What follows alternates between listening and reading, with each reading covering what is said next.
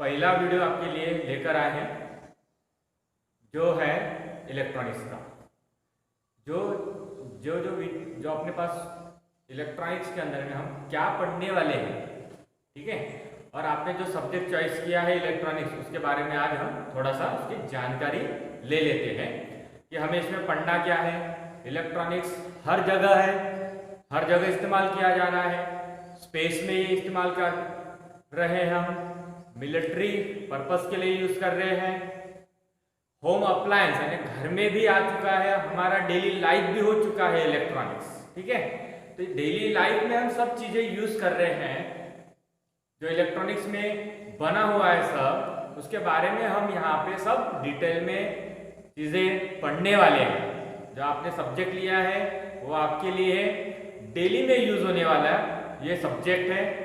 हर एक चीज जो आप इस्तेमाल करने वाले हैं इलेक्ट्रॉनिक्स के जो डिवाइस है अपने पास, ठीक है, ये जो सभी डिवाइस किस तरह से काम कर रहे हैं, क्या उसमें बिल्ड किया है, किससे बना हुआ है, ये सभी चीजें हम इलेक्ट्रॉनिक्स ये सब्जेक्ट के अंदर में 11th और 12th के अंदर पढ़ने वाले हैं।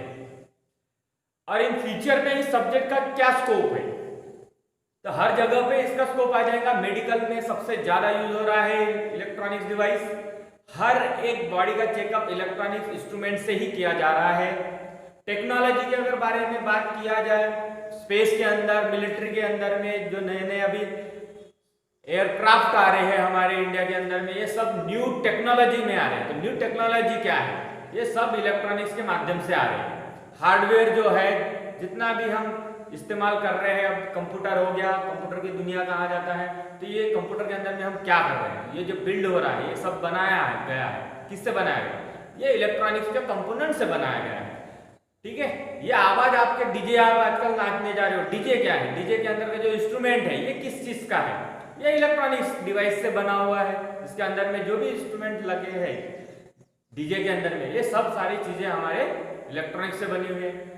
अब मेडिकल में अगर चले गए, आजकल हर एक इंस्ट्रूमेंट, अभी कोरोना का भी दौर है, हम क्या क्या चेक कर रहे हैं, सभी डिवाइस इलेक्ट्रॉनिक्स से है। पहले जो चेक किया जाता था नॉर्मल एक कांच का थर्मामीटर आता था, अब आ रहा है क्या, नहीं, डिजिटल थर्मामीटर हम यूज कर रहे हैं। ऑक्सीमीटर जो है हम इलेक्ट्रॉनिक्स का हम यूज कर रहे हैं। आपके पास मोबाइल है, सबसे तो बेहतर इलेक्ट्रॉनिक्स का अगर एग्जांपल दिया जाए तो आपके पास तो मोबाइल है। मोबाइल के क्या, ये इलेक्ट्रॉनिक्स डिवाइस है, इसके अंदर में जो भी हार्डवेयर बना है सब इलेक्ट्रॉनिक्स से बना हुआ है ना।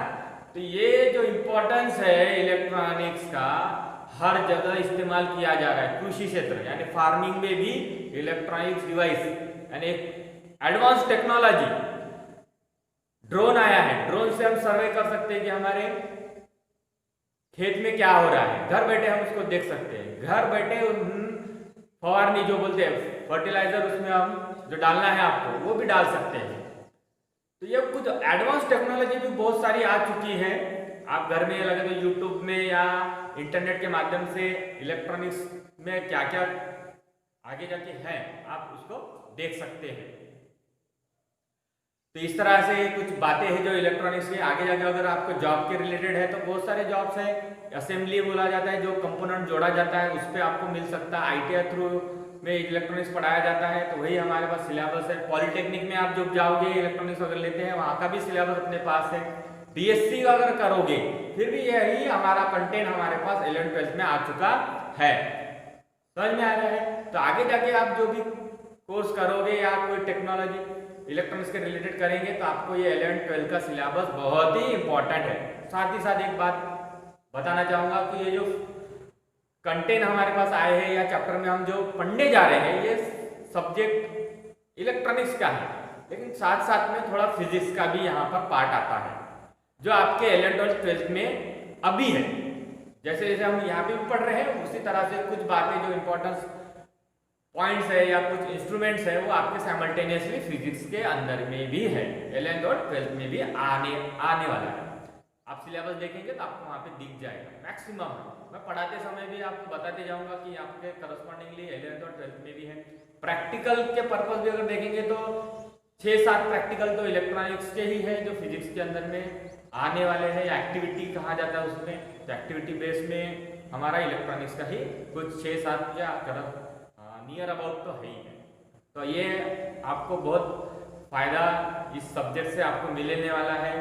अब इसमें पढ़ाई क्या है, तो पढ़ाई साइमल्टेनियसली हो जाएंगी, एक्स्ट्रा पढ़ाई तो आपको घर में करना नहीं है, ठीक है। साइमल्टेनियसली आपको करना है, जब आप पढ़ने जा रहे हैं टेक्स्ट बुक या वीडियो देखेंगे साइमल्टेनियसली आधा घंटा उसको दे दो, आपको बाद में कोई जरूरत नहीं पड़ेगी एक्स्ट्रा टाइम देने की। मेमोरी में आपके मेमोरी में वो रिमाइंड ऑटोमेटिकली होते रहेगा, क्योंकि डेली यूज कर रहे हैं या उसके बातों में बातें जो हम करेंगे वो आप इस्तेमाल ही कर रहे हैं। तो क्या क्या है हमारे सब्जेक्ट के अंदर में ये देखेंगे। तो हमारे सब्जेक्ट के अंदर में क्या है, 2 पेपर है। कितने पेपर है हमारे पास, 2 पेपर है। पेपर हमारा एक है 1 और पेपर 2। पेपर 1 में हमारे पास 4 लेसन है और पेपर 2 में 5 लेसन है, ठीक है। बोर्ड पे हमने दिखाया, थोड़ा सा देख लीजिएगा, स्क्रीनशॉट निकाल भी सकते हैं आप वहां से, वीडियो से स्क्रीनशॉट निकाल लीजिएगा।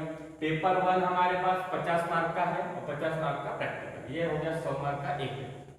दूसरा पेपर हमारे पास थ्योरी 50 मार्क की है और 50 मार्क का प्रैक्टिकल है, ये हो गए 100, दोनों मिलाएंगे तो 200 मार्क का हमारा इलेक्ट्रॉनिक सब्जेक्ट है, ठीक है। प्रैक्टिकल में आपका डेली होते ही जाएगा, तो आपको प्रैक्टिकल के मार्क्स को कोई चिंता करना नहीं है, वहाँ आप इजीली उसको आपके कवर कर सकते हैं। और रहा थ्योरी का, थ्योरी में देखो हमारे पास कितने लेसन है, सिर्फ 4 है। कितने हैं, 50 मार्क के लिए सिर्फ 4 लेसन है, ठीक है। अगर वेटेज भी उसको निकाल लेंगे तो 12-14 मार्क का तो एक लेसन हो रहा है। सेकेंड हमारे पास पेपर 2 में भी हमारे पास 5 है, तो समझ लीजिए हर एक चैप्टर के अंदर 10 नंबर भी अगर करते हैं तो इजीली आपको पढ़ाई में आसानी जाएगी। ज्यादा पढ़ाई करना है तो आपको डेली में ही पढ़ाई करना है, 4 दिन के बाद करेंगे तो थोड़ा भूल जाएंगे, या उसको रिमाइंड करते रहेंगे डेली में तो आ जाएगा। तो ये आसानी से आपको 50 मार्क की थ्योरी जो है वो 5, यहाँ पे तो 4 ही लेसन है, पेपर 1 के अंदर में 50 मार्क है, यहाँ पे कितने हैं 5, पेपर 2 में 5 लेसन है, आपके पास 50 मार्क है, यानी हर लेसन पे 10 मार्क समझ लीजिएगा, यहाँ पे 12 या 13 मार्क्स पकड़ लीजिएगा। तो ये, और दूसरी बात है कि पेपर 1 ये अलग दिन में होता है और पेपर 2 अलग दिन में, साइमल्टेनियसली एक ही दिन में पेपर 1 पेपर 2 होता नहीं है, इसलिए हमारे पास स्टडी करने के लिए एक दिन एक्स्ट्रा मिल जाएगा, इससे आपको हेल्प होगी और अच्छे से परसेंटेज आप ले भी पाएंगे। तो पहला जो हमारे पास चैप्टर है, source of electrical power and network. Source of power यानी यहाँ पे जो लिखा है इलेक्ट्रिकल पावर, ये इलेक्ट्रिक से या इलेक्ट्रिक से ये रिलेटेड कर रहा है, इसका मतलब है इलेक्ट्रिकल इंजीनियर में आप जाएंगे तो आपको ये लेसन दोबारा मिलेगा, फर्स्ट ईयर में पॉली में भी मिलेगा।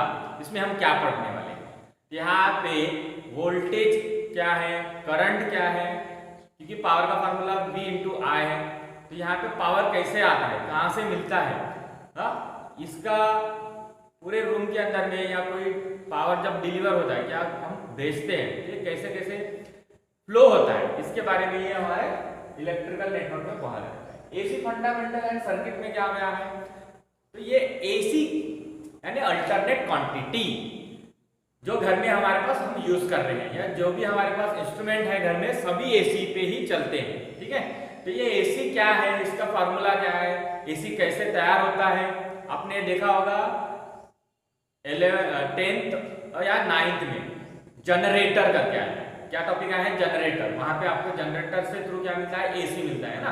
तो ये जनरेटर से जैसे एसी आपने देखा होगा, तो यहाँ पे आने के बाद आपको उसके बारे में पढ़ाई करना है, वेवफॉर्म्स कैसे तैयार हो रही हैं, एम्पलीट्यूड क्या है, टाइम पीरियड क्या है, ठीक है। उसके बाद इसमें जो चेंजेस आएंगे, एलसी सर्किट है, आरएलसी सर्किट है, ये कुछ अलग अलग टेक्निक्स है जिसमें अपने को फ्रीक्वेंसी कहाँ पे यूज किया जाएगा, ये सब यहाँ पे एसी फंडामेंटल में पढ़ा है।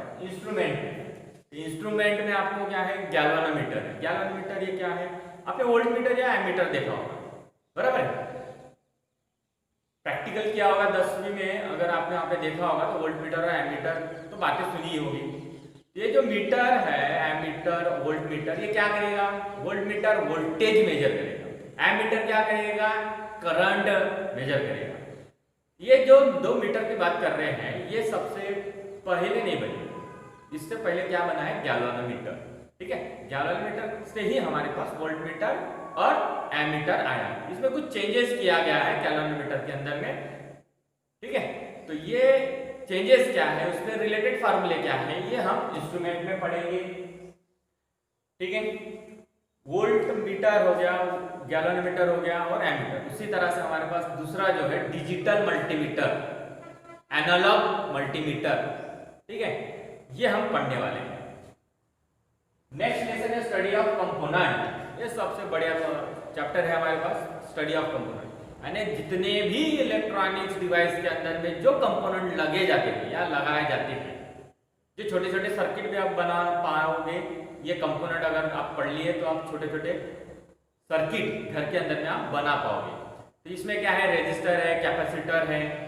रजिस्टर कैपेसिटर नाम सुना होगा, इंडक्टर भी सुना होगा, पंखे में लगे हुए हैं, कॉइल जो भी होगा वो इंडक्टर से। ठीक है, स्विचेस है इलेक्ट्रॉनिक्स के, कुछ बैटरीज है, बैटरी में कुछ टाइप्स है, कुछ रिचार्ज हो सकते हैं, कुछ नहीं होते हैं, यूज करो फेंक दो, ऐसा काम है। उसी तरह से कुछ पीसीबी, अगर देखा होगा कुछ ग्रीन कलर की पट्टी आती है, कोई सर्किट अगर टीवी का देखा होगा, मोबाइल में अगर देखा होगा, तो जहाँ पे हम कंपोनेंट लगाते हैं उसको पीसीबी कहते हैं, प्रिंटेड सर्किट बोर्ड। तो ये सभी चीजें हम यहाँ पढ़ने वाले हैं स्टडी ऑफ कंपोनेंट के अंदर।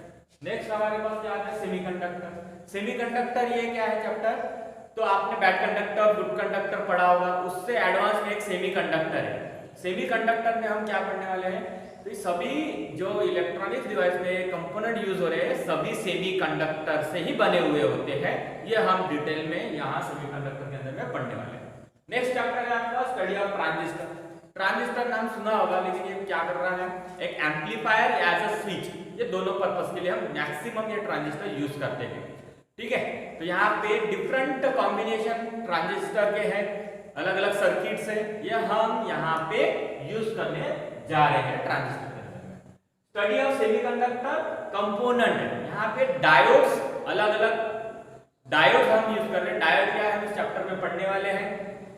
बहुत सारे डायोड हम सर्किट में यूज करते हैं, तो जितने भी डायोड, जैसे आपके रिलेटेड कौन सा है, तो एलईडी आप यूज कर रहे हैं, ये डायोड है।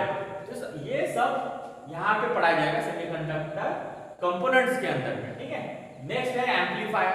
एम्पलीफायर क्या है, जैसे डीजे आप लगाते हो, यहाँ पे सबसे पहले काम आता है एम्पलीफायर का, या घर में आप होम थिएटर बजा रहे हो तो एम्पलीफायर वहाँ पे यूज किया जाता है। उसके बारे में हम, इसमें भी अलग अलग एम्पलीफायर है, कॉम्बिनेशंस है, ये ट्रांजिस्टर से बना हुआ है सर्किट रहेंगे, ये एम्पलीफायर डिटेल में पढ़ेंगे। ऑसिलेटर, ऑसिलेटर क्या है, फ्रीक्वेंसी रिलेटेड है, जितना भी कम्युनिकेशन फ्रीक्वेंसी के अंदर में हो रहा है, टीवी आपके पास आ रहा है ना, तो ये फ्रीक्वेंसी से है, आवाज आपके पास पहुंच रही है, फ्रीक्वेंसी है। ये ऑसिलेटर के अंदर में हम डिफरेंट कॉम्बिनेशन के साथ, सर्किट के साथ पढ़ेंगे।